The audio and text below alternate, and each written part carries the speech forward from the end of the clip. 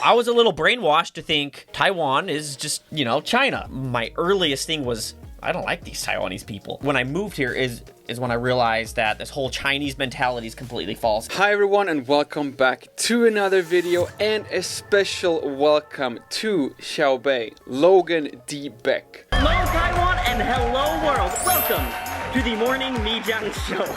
It took over 250 videos, 3 years of my YouTube career, but finally he agreed to come here to the studio for a little chat with me. How are you? I'm doing good. From your own perspective, who...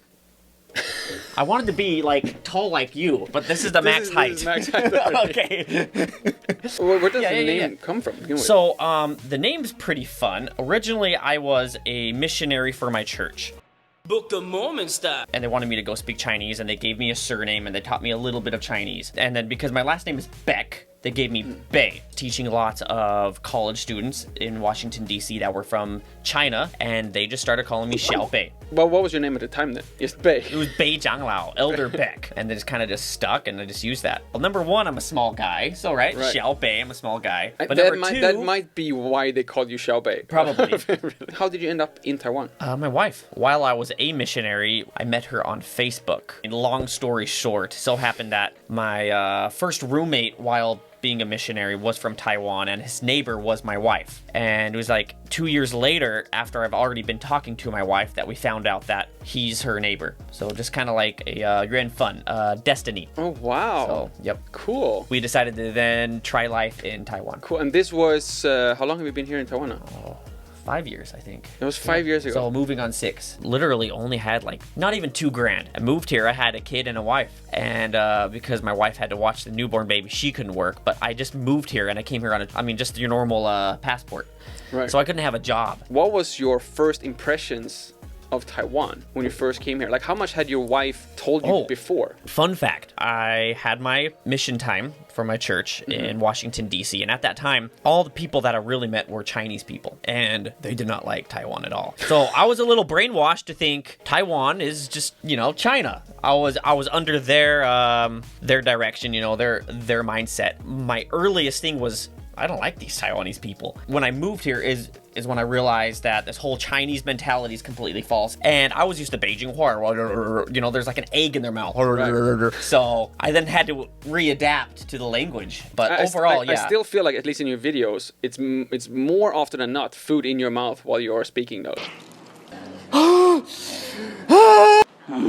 So definitely. That might still be your Beijing. But things have changed drastically. So actually, for the past few years have been invited to go back to America, work for these companies to do this and this. But that means I'd have to give up this life and, not exactly playing around, but still enjoying making these travel videos. It's ice cream time. Okay. To go do more high-end work. And it's like a balance. Actually growing up. It pays more over here.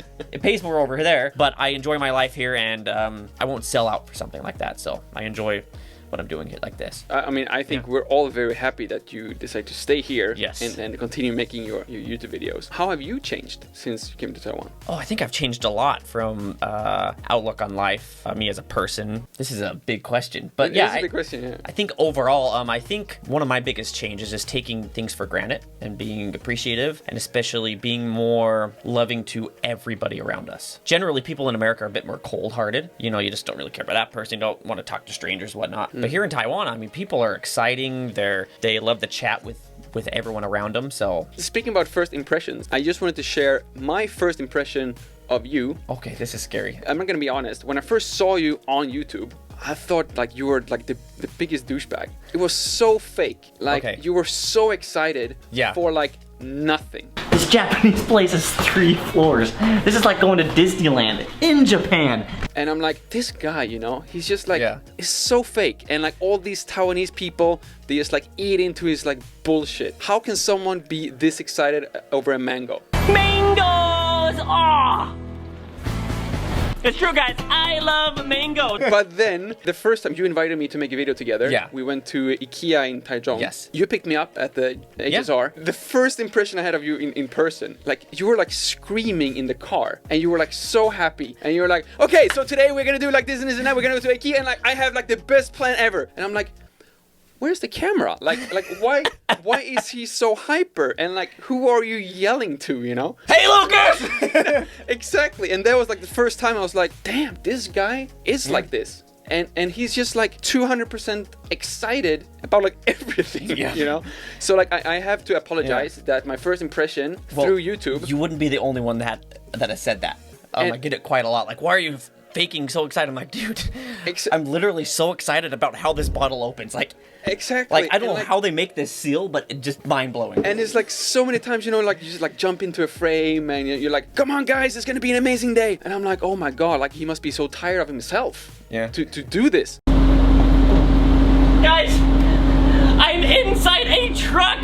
There's a bed. There's everything. Let me show you this place. And then I just go there and we shot the whole day. And like the energy that you are giving, like it affects me as well, and like you make me happy and more energized, and it just feels like amazing. Oh, he found it. Okay, but you know. So thank you for that. Yeah. First of all, and I do apologize for having You know what? It's totally good. these wrong ideas about you. You know, I can totally understand it. I come from a family with 8 kids. So if you're not loud, if you're not over the top on anything, you're at the bottom of the totem pole. Right. I need a midget. And you're American to begin with. Yeah. It's like the baseline is already very high. Exactly. So my whole life, that and my whole family, we're just performers. I mean, my mom did drama. I'm probably middle level in my family when it comes to loudness. Okay. Like, I have brothers and sisters that you can hear them a mile away. And I'm gonna try some amazing food. So if you think I'm loud, you have not seen my family yet.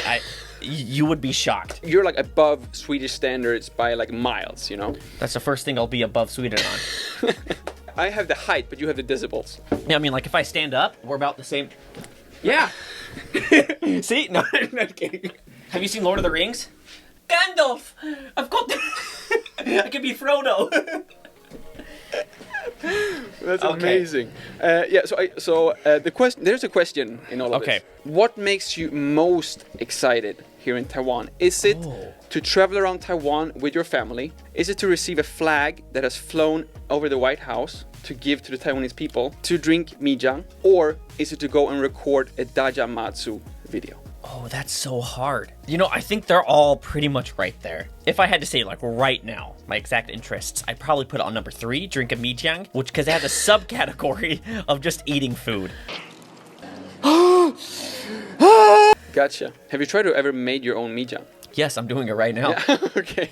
I've gone full on science mode. I could show you all my Excel sheets. I'm going hardcore. I'm making a protein version mijang. I'm already right now where it's 0 grams of sugar, 32 grams of protein per serving, and it's delicious. Wow. The one question that everyone wants to know. Okay. What is it with you and mijang? Like, how did that start? Yeah. What's the story? Because it's obviously more than just a drink to you. 我讲，你讲，每个人都讲，要不要炒米讲？ Yeah, it's a 3-step answer. So basically, in America, my go-to drink was chocolate milk. But when I came to Taiwan, number one, I didn't have work for a year and had no money, and milk is expensive here. So I kind of had to write off chocolate milk. That was just a thing of the past. So it just so happened that then my next beverage I could grab was from my mother-in-law, works at a breakfast shop where they make all their handmade drinks. So that's all you can drink of those drinks, so right? At least you had like free food then. You only had like $1,000 coming here, but you could eat free. Yes. It just so happened that one of those free drinks were just amazing because I love peanut. Bam. So in the first year, every single day, I kid ye not, 3 to 4 cups of mijang a day. Really? Really big ones. Like, The big ones.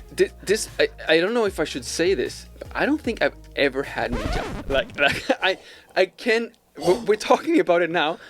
I have no recollection on what this tastes like. I don't. You said peanuts, because I don't thought it was like rice. I thought it was like rice porridge with water. Okay, so here's what we're going to do. We're going to film a video on my channel right after this. The topic has nothing to do with mijang, but it's going to be in there. His first time trying my mijang. first ever mijang. 在台湾多久了11年。 ？11年，从来没有喝过一个米酱。This is redonkulous.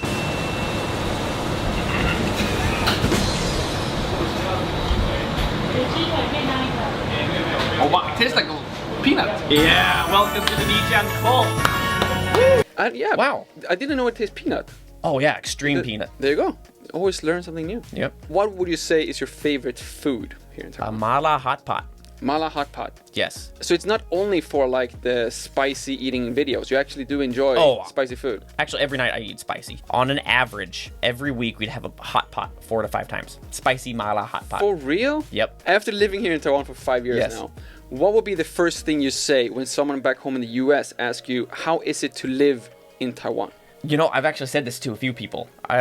It's better than the States. I think just overall, Taiwan has a very relaxed environment. Just people are more relaxed. It's fun. It's a lot more convenient, which is the key word. Cost of living, you're not spending too much. But then to jump on more political issues, America, I wouldn't feel safe sending my kids to school. For a family of 4 on a medium wage salary, I could probably be paying around 40 to 50,000 Taiwanese dollars a month just for healthcare. But if I see the doctor, on top of that, I have to pay another 3,000 Taiwanese dollars. And if I want medicine, I have to pay another 3,000. And that doesn't include eyes or dental. So I think healthcare is probably one of the biggest because you don't have to worry about that here. It's great healthcare. It completely, I mean, it's basically free. You're so much younger than I am, but I feel like you're like a decade in front of me in terms of like just life development right now.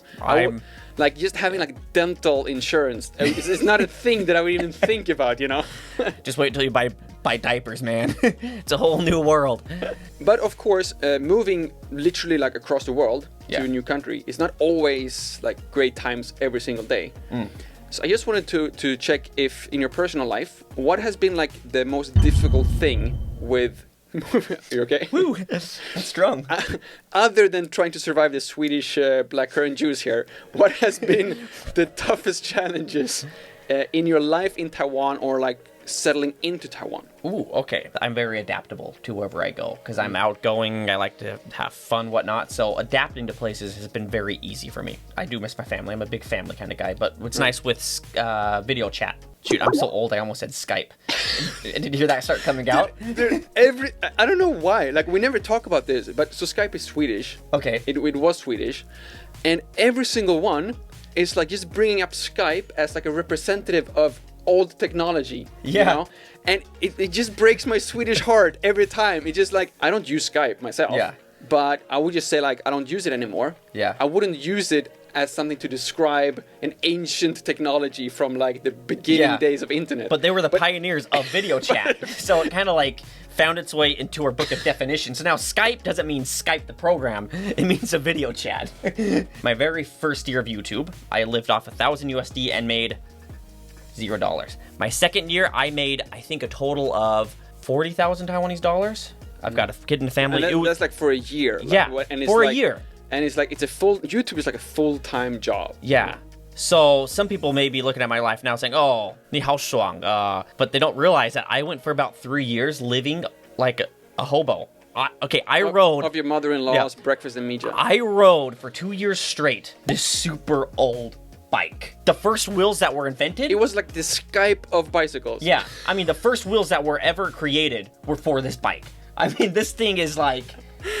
turning stones. We just invented the wheel. Okay, let's put it on a bike in Zhongxiao. Yeah. Like, this thing was horrible, but it was my only mode of transportation. So when we had to go Costco runs to get diapers and apple juice, such a dad right here. That's crazy. Like, it never hit me. But so you had a child when you were in the States then? Actually, my wife went back a bit first, had the baby. I came and just jumped straight into it. Oh, for real? Yeah. So you have only been a dad in Taiwan then? Yeah. You haven't enjoyed the Logan Beck single days Yeah. in Taiwan? Never, not once. I think I already know the answer to this question. Okay. But if you can only save one video to keep on your channel, One video. and every other video will be deleted and you have to continue from scratch starting tomorrow. That's so hard. It's actually not going to be a Mazu video. It's not going to be a Manzu video. I think one of the videos that I loved the most is my brother and his nephew. No, my brother and my nephew. Same thing, right? We went to Geelong Island. We were the first YouTubers to go there. First foreigners actually stepped foot on it. And we filmed the whole day's adventure, and it was just fun with the three of us. There's a synergy, it's fun, but you can also see some beautiful areas. But for me, that just reminds me of first day that I saw my brother in years and whatnot. So that's a meaningful video, as well as it's fun, and it's got lots of things in there. So I just had one final question. How do you want Taiwanese audience to remember you specifically? Do you want them to take with them after watching one of your videos? Well, my whole goal of YouTube, actually, when I started, my whole goal, and I have a video of it, it's to show the world Taiwan's this, language, whatnot. But I've shifted because I've realized I think lots of Taiwanese people don't fully respect what they have here. So it's been fun for me to go to these small places and to go travel in hopes that Taiwanese people can see their own place in a better light. And if you do want to see Taiwan from a better light, from Xiaobei's light, please do remember to go and subscribe to his channel if you haven't already. I will also link the Book of Mormon style. No. That is scary. Okay. Down below. So you Good luck with that one. so you see how this entire YouTube career and YouTube journey for Xiaobei actually started. Thank you all so much for watching. My name is Lucas. Starts with L as in like, ends with S as in subscribe. Please do both, and see you all in the next one. I really love your ending. I'm so proud of it. I'm like too proud of it. I saw that a while ago and it's just like stuck. I'm like, did he really make that? I mean, he deserves an award, like a plaque right here, like the best ending. I like it. I'm quite proud of it. Yeah.